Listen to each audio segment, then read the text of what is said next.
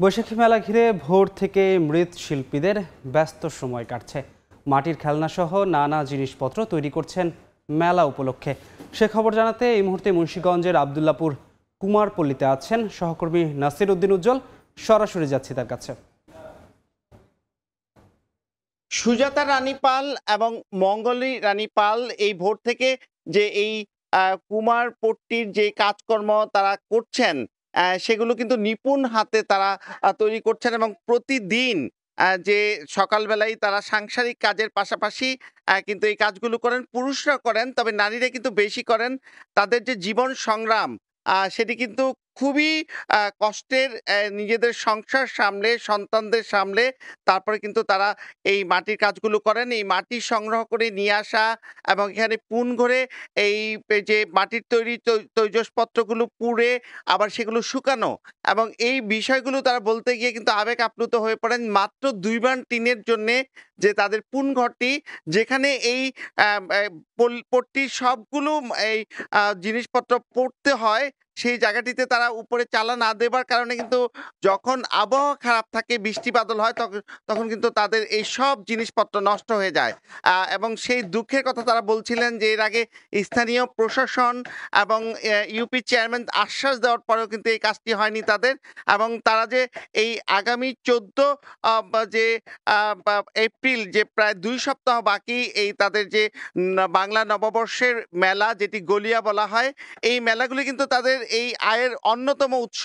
সে কারণে কিন্তু তারা নানাভাবে এই কাজগুলো করছেন এবং এই পল্লীতে কিন্তু তারা যে নিজেরাই মেলায় বিক্রি করেন শুধু তাই নয়, পাইকারিও কিন্তু এইসব এই জিনিসপত্র বিক্রি করে থাকেন।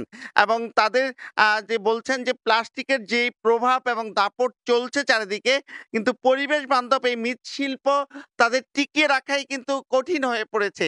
বংশ পরম্পরা তারা চেষ্টা করছেন যে পূর্বপুরুষদের এই যে তাদের পারিবারিক পেশা সেটিকে তো ধরে রাখবার জন্য, কিন্তু তারা বলছেন যে তাদের যে কষ্ট, শ্রম এবং যেই খরচ যায়, সেই অনুযায়ী কিন্তু তারা খুব বেশি লাভ করতে পারছেন না। এবং সবসময় কিন্তু তারা মেলা তো বছরে ১ বার বা ২ বার হয়। এই গ্রামীণ মেলাও অনেকটা কমে গিয়েছে নানা কারণে এবং এই মেলায় তাদের বিক্রিটা ভালো হয়। এর বাইরে কিন্তু তারা সবসময় দধির পাতিল বা অন্যান্য জিনিসপত্র তারা তৈরি করেন, সেগুলো দিয়েই তারা টিকে থাকবার চেষ্টা করছেন।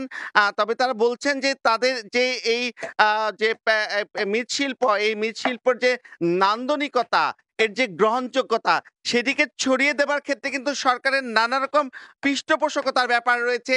এগুলো বাজারজাত করবার ক্ষেত্রে দেখা যায় যে অনেক সময় কিন্তু এই জিনিসপত্রগুলো নিয়ে ঢাকার বিপণী বিতান এবং অনেক জায়গায় উচ্চ মূল্যে বিক্রি করা হয়, রং করে বা তাদের ডিজাইন পরিবর্তন করে। কিন্তু সেই সুফলটা কিন্তু তারা পান না। সেটা কিন্তু মধ্যস্বত্বভোগীরা নিয়ে যায়। কিন্তু সরাসরি যদি তাদের রাজধানীতে বা অন্যান্য গুরুত্বপূর্ণ শহরে তাদের যে বিক্রির জায়গা ঠিক করে দেওয়া সরকারি পৃষ্ঠপোষকতায়, সেই জায়গাগুলো করলে কিন্তু তারা অনেকটাই সচ্ছল হতে পারেন। এবং অনেকেই বলছিলেন যে তাদের যে সন্তানদের পড়ালেখা করানোর ব্যাপারটি, সেই ক্ষেত্রে কিন্তু তাদের অনেক চ্যালেঞ্জ হয়ে যাচ্ছে। এবং এই মৃৎশিল্পীরা বলছেন যে তাদের দিন-রাত, যে রাতেও কাজ করতে হয়, দিনের বেলায়ও কাজ করতে হয় এবং সারা দিন-রাত কাজের মধ্যে থেকে যে তাদের এত খাটুনি, এতে তারা অনেকে কিন্তু অনেক সময় অসুস্থ হয়ে পড়েন। তারপর কিন্তু তাদের বেঁচে থাকার জন্য এই সংগ্রাম চালিয়ে যেতে হয়। কিন্তু তাদের যে দুরবস্থা, সেটি দেখবার মতো কোনো লোক আছে বলে কিন্তু তারা মনে করেন না। পরপর করোনায় তাদের নানা রকম চ্যালেঞ্জ ছিল এবং এর আগে কিন্তু এই মেলা পড়ে গিয়েছিল রোজায় এবং নানা কারণে গ্রামীণ মেলাও এখন চ্যালেঞ্জ, সব জায়গায় মেলা হচ্ছে না। এইসব কারণে তাদের যে আগের জৌলস, সেটি কিন্তু কমে এসছে এবং জেলায় যে ৫০০ কুমার পরিবার রয়েছে এই ছিটিয়ে ছড়িয়ে, এবং সেই কুমারপল্লীর প্রত্যেকটি পরিবারে কিন্তু এখন নিদারুণ কষ্টে জীবন ধারণ করতে হচ্ছে তাদের। এবং এই নারী যারা রয়েছেন, তারা কিন্তু বলছেন যে তাদের কাজটা যেমন করতে হয়, আবার পুরুষরাও কিন্তু কম কাজ করেন না। তারা কিন্তু এগুলো বাজারজাত করার ব্যাপারে এবং এগুলোকে মাটি সংগ্রহ করা এবং এগুলো সুরক্ষা করার ব্যাপার, লাকড়ি খড়ি জোগাড় করা। কারণ এগুলো পড়তেও কিন্তু তাদের অনেক এই খড়ি সংগ্রহ করতে হয় এবং খড়িরও কিন্তু অনেক দাম।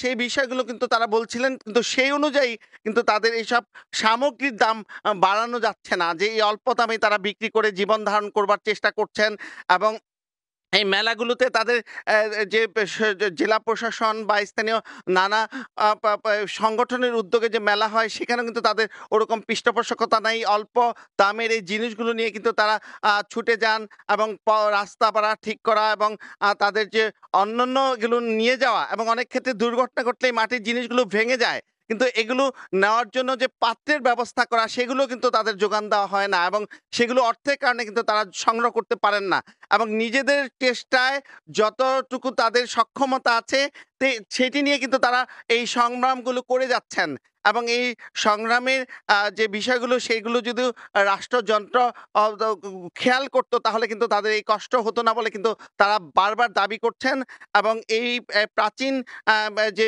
জনপদ এই মুন্সিগঞ্জ তথা বিক্রমপুর, এই বিক্রমপুরে কিন্তু এই মৃৎশিল্পীদের জৌলস একসময় ছিল।